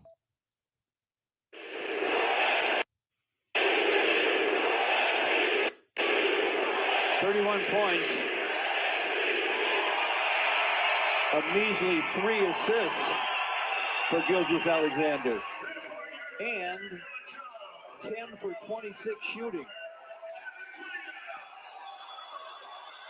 He may be the MVP, but he's not the best player in the world. The Joker is the best player in the world. Had a 61-point triple-double last night. He had more than 3 assists. Let me ask y'all a question. The game is 27 seconds left in the game. SGA is at the free throw line at home. They're chanting MVP, and he's shooting free throws. They got a 15-point lead, 118 to 103. And the announcer decided, like, I'm calling the game for the NBA. He decided to bring up Jokic, who was not even in the game. They're playing. It's Detroit versus OKC. The announcer ain't even a Denver fan. He's not even a Denver announcer. He's a Detroit announcer, right? And he's so pissed off while he's shooting the free throws, he's going to come out of his mouth and say, he said SGA has a measly 3 assists. I think he had 27 points. He said a measly 3 assists. Like, who cares? They won. He said a measly 3 assists, 27 points, and 10 for 26 shooting. And he said he might be the MVP, but he's definitely not the best player in the world. That's Nikola Jokic. And then he said, and he had a 61-point triple-double last night, and he had way more than 3 assists. Like, what would make an announcer say that? Did y'all hear that? I'm gonna play it again. That's insane. I can't believe, like, what? Like, people should lose their job for stuff like this. 31 points, a measly 3 assists for Gilgeous-Alexander. And 10 for 26 shooting. He may be the MVP, but he's not the best player in the world. The Joker is the best player in the world. Had a 61-point triple-double last night. He had more than 3 assists. So y'all tell me why would he say that? Why would he say that? Right? So that's why I know that that like this is how the announcers have been talking all season. Once they found out that SGA was at the top of the leaderboard for the MVP and he was probably going to win it, and like you would start hearing people that got votes say that they're voting for SGA, and it started looking like SGA was going to win. That's when the microaggression started. That's when people really started to speak out, and with these little microaggressions and people that's supposed to be professional. I thought Doris Burke was the most professional announcer that we had. So when she in the playoffs pretty much said the same thing that this guy was saying, calling this dude a free throw merchant, I'm like, man, yo, why is these people getting so unprofessional and out of pocket and saying stuff like this? Like I've never heard nobody, like a lot of people thought SGA should have got it last year, and I haven't heard not one announcer during a Denver game come out and say something like that about Jokic. Like it hasn't happened. And here it is. We got several announcers saying stuff like this about SGA for their love of Denver and their love of Jokic. Right. So I think that's real interesting, man. I mean, that was crazy. So and then what did Doris Burke say during the playoffs? I got that one too. Hold on. I got Doris Burke too. We got you, Doris. Let me find it. Yeah. I mean, so basically what it is they're real mad that SGA won the MVP. And this is just their way of like kind of voicing their frustration with their microaggressions. That's basically what it is. Where's Doris Burke? Doris Burke, where you at, baby girl? Where you at, baby girl? Here we go. Here's Doris Burke. 4.5 minutes. Here we go, Doris Burke. He's an NBA Twitter likes to call. He's a great free throw shooter. 5 of 7, so he's taken 7 free throws already in 4.5 minutes. It's a reason NBA Twitter likes to call him the free throw merchant, Mike. Wow. So this is the type of stuff that SGA's got to deal with all season. Free throw merchant, not enough assists, not the best player in the league. Like this, how is that necessary? I mean, how is that necessary? I really used to like Doris Burke, but now her job is on the line. People don't want to admit that it might be because her showing her bias like this during a national broadcast. Like people don't want to admit that, but I mean, that's what I think. I think somebody was like, dude, we trying to push the league forward. SGA is one of our future stars that we're going to rely on to market this league in the near future. And here it is. You can't even speak, proud of them. Like you got to, like, is that necessary? Like to stoop so low to NBA Twitter, where it's full of it's like everybody on Twitter ain't even really fans of basketball or the NBA. Some of these people are just trolls. And you're going to take something that they said and bring it to the NBA conference finals on a national stage, one of our biggest stages. I mean, that's insane to me. That's insane to me. So if she lose her job, because all of a sudden she's not saying stuff like that no more for a couple of reasons. For one, SG ain't really getting the calls like that. And all the stuff they said he was doing, he's foul baiting, all this stuff. I haven't seen that much of it. I mean, he's still getting contact and trying to go into his shot off the contact. That's just smart basketball, right? But all this foul bait and stuff, I just don't see it. So that's one of the reasons. But the other reason, I think they got in her ear and told her, man, if you out of your rabbit ass mind, if we think you about to get up here and do this to him, you think it's okay? Like if it ain't okay to do the Jokic, why you think it's okay to do the SGA? Like, what sense does that make? You get what I'm saying? Like, he got voted MVP. Man, let it go. It's a wrap. He won it. Like, you shouldn't still be this mad. Like, those two announcers at that moment was the scum of the earth. Like, those are not their better days. You get what I'm saying? Like, that was microaggressions at its finest, and dog whistles, like somebody in the comments said. So, but thanks, Fancy. They also say SGA doesn't shoot enough threes. Listen, if he was out here playing like Luka and just jacking threes up and getting 40 points and hogging the ball and getting all the assists, and he was averaging daggone 35 and 10, oh, they love that. You ain't even got to play defense if you get 35 and 10. If you get anything near triple-double, that's better than winning and playing defense. That's better than winning and playing defense. Insane. But yeah. I just wanted y'all to hear that nonsense, man. How many of y'all heard those two things? And I'm pretty sure it was more. And if you go on ESPN and hear some of the commentators talk when this MVP race was heating up, they had the same microaggressions as well.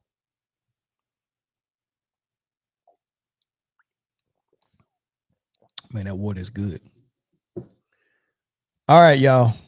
I think we good, man. Doris Burke, the crypt keeper herself, man. They need to bring that show back. She looked like the crypt keeper and that dude from Unsolved Mysteries. If she don't have a job at ESPN anymore, they should bring Unsolved Mysteries back and let her be the voice of that, because she almost sound like that dude. That dude from Unsolved Mystery used to have me not wanting to go get into bed at night. And then that music, boy, that Unsolved Mystery music, and then that man, it was 9:30 at night when the last time they seen Karen Justice. Hey man, bro, that junk was scary, boy. And it used to come on at late night. Why did they play Unsolved Mystery so late at night, man? Knowing that junk was scary. You gotta play Unsolved Mysteries on Saturday morning. Playing that junk every night at 8:30, 9:30. Nah, dog. I couldn't even sleep, dog, bro. Unsolved Mysteries. That music still probably, like, if somebody play Unsolved Mysteries right now, I'm cutting every light on in the house. And I'm calling my mama. That Unsolved Mysteries. Hey, look, if y'all ever call the show and I interrupt while y'all talking, play the Unsolved Mystery music in the background. I shut right on up. Let y'all finish what y'all saying this, man. Unsolved Mystery is that. Hey, that's the word. Hey, man, I think the devil made that song. That music is horrible. That music is horrible, man. Daggone Unsolved Mysteries.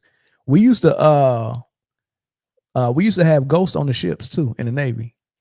So the engineering watch that we used to stand, and I'm so glad when I got up in ranks where I didn't have to stand that watch no more.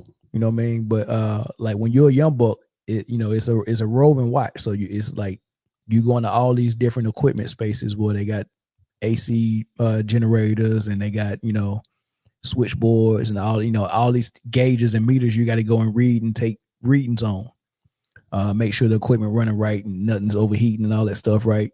And then there was one spot you had to go where I think where the pumps was at. And you had to climb down like 10 story, like, because what people don't know is the ship, like a carrier is it looks like this on the water, but under the water it goes down about 10 decks. Like, it's 10 flight of stairs down, and then it goes up about, I think, 9 up. right? But when you see the ship, you see, you see the top part while the planes land, and then in the middle is like the part that go all the way to the top or whatever. But anyway, you can go 10 decks up, 10 decks down. Or I might be lying about the decks. I can't remember. I've been retired, right? So, but you got to go all the way down to the bottom deck, and it's not like stairs. It's like a ladder. 10 decks all the way down, and you get down and it's dark. Sometimes the lights don't be working because the electrician. I was an electrician. The electricians didn't really want to go in there and fix them lights all the time. And it's 2 a.m. Everybody sleep except the people that's on watch. And you climb down that daggone ladder well. You got that clipboard. You have to put the clipboard inside your shirt, and you know what I'm saying, and climb down that ladder well. All the way down. Ain't nobody down there with pumps, and you hear it running. It's just pumps down there, right? And you got to go read the gauges on all them pumps and make sure ain't no leaks nowhere, no water. You can't smell no gas.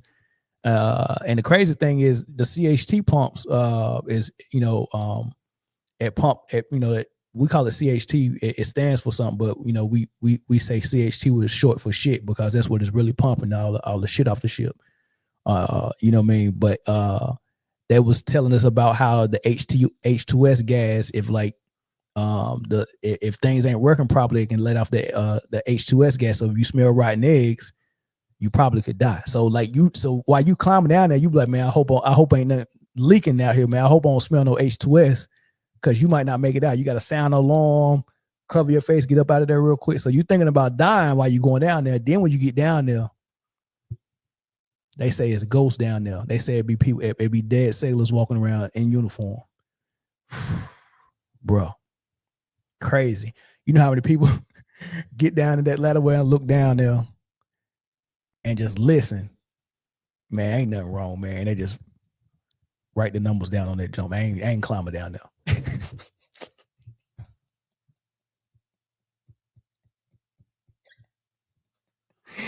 Yeah. Yo, that jump be so crazy, man. But hey, you get in real trouble if you don't go down there for real and they find out. So I was one of them dudes. I made sure I went down there, man. Like, you go down there every hour. I made sure I went, man. If I skip one time, I only skip once, but I made sure I went down there as soon as I got on watch. You usually stand maybe a 4-hour, maybe a 6-hour watch, depending on how many people you got. You know what I mean? So that first hour, I definitely go down there because I know the dude that I just relieved probably didn't go. So I go down in that first hour. That second hour, you know what? I ain't gonna tell you what I might do. Third hour, I go down there, right? And then I go down there for sure the last time before I give it to the next person, man. But hey, yo, I'm telling you, dog. Telling you, man, that junk crazy. It's ghost on the ship for real, man. And every time I'm climbing down there, all I hear with that daggone unsolved mystery music and that man voice. They be like, electricians make wall went down to the daggone CHT pumps for the last time. I be like, man, come on, dog. Like that dude voice be in my head, man, for real. But yeah. Nah, man, at the ships, we took good care of it. I mean, because really going down there every hour was like overkill. You know what I mean? So, that was good, man. We survived. We good. Plus, we good firefighters either. So if something caught on fire, we good. We know if we don't put that fire out, we all dead. So, yeah. Yeah, man. Hey, Navy was some good times, dog. Navy was some good times. But all right, y'all, let me get out of here, man. He said only once a week.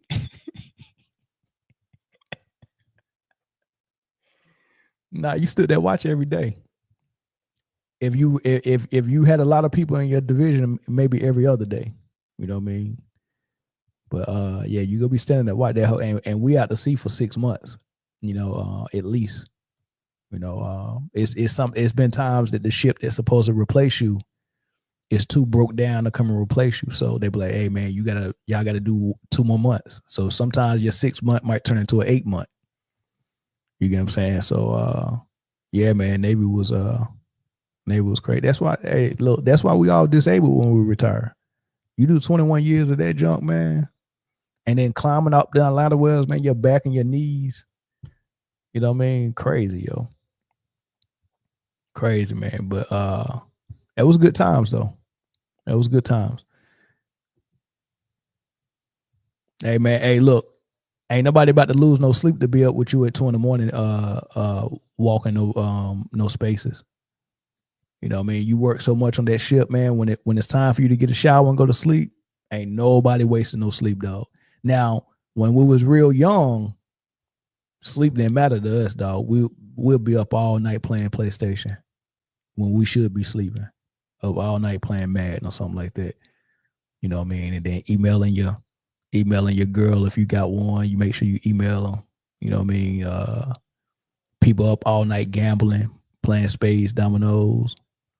You know what I'm saying? That's how it is when you're real young. But when you decide to make it a career and you want to make rank, you got to be on point. So you start, doing responsible things, getting your sleep, making sure your boots shine real nice, make sure your uniform is sharp. And you studying instead of gambling all night, you studying all night. Because you can't make rank without passing your test. You gotta pass your test, and you can't just pass it because they can only promote a certain percentage of people. So you could be, let's say it's 2,000 electricians that pass the test, but the Pentagon put out a quota of how many people can advance based on how many people they need. So they might only promote the top 200 out of 2,000. So 2,000 might pass, but only the top 200 is going to promote. So they be like, yeah, you passed, but you didn't advance. So you got to score in the top 200. You know what I mean? So, yeah, man. Good times, man. Good times. Biloxi. I was in Biloxi too, at the Air Force Base. What's the Air Force Base called in Biloxi? I was there for like 2 months for school. I learned how to calibrate gauges and all types of stuff. You know what I mean? Yeah, Biloxi. Yeah, what was that Air Force Base? I don't know. I don't know if it's Andrews. I don't think it's Andrews, but it's an Air Force Base in Biloxi. I was there, and I was there. So Katrina happened when did Katrina happen, y'all? 2008 or something. I was there about 2 years after Katrina, and it was still buildings like off the foundation, like it was just the foundation left. But the weird thing is, all the stuff, I don't know if they rebuilt that stuff first or it never got tore down from the storm, but it was like 5 Waffle Houses on the strip that was still good, and then the casino was still good, and then there was a Andrew Jackson slave plantation house, untouched. Like everything, all this other stuff was just gone. Like a church was off the foundation, some other buildings, like it was crazy. But the first thing they got up and running was that casino. Like in Biloxi, Mississippi, before everything got up and running, they made sure that casino was up, and they made sure that Waffle House was up, and that slave plantation was good to go. I think it was Andrew Jackson joint, man. 05, that's when it happened. So I must have went to that school probably maybe 07 when I went to that school. Probably 07, yeah. Went to that school in 07, then I left, came back to Virginia, and then I went to Guam, and then I went to Japan, and then I came to Cali and I retired. But Keesler, that's what it is. Keesler Air Force Base. Yeah, Keesler, that's what it was at. Went to school there, and then Biloxi must be like not too far away from New Orleans. It's like maybe 2 hours maybe. And a lot of people that was on base, they used to go to New Orleans on the weekends. I never went though, but I just used to chill out. But all right, y'all, let me get out here. I'm rambling. I'll catch y'all on the next episode, man. Peace. I think we're supposed to be doing because since the game was on tonight, we didn't do full panel Friday, so the full panel might be doing a show tomorrow, so we'll see. But other than that, man, I'll holler at y'all, man. Peace.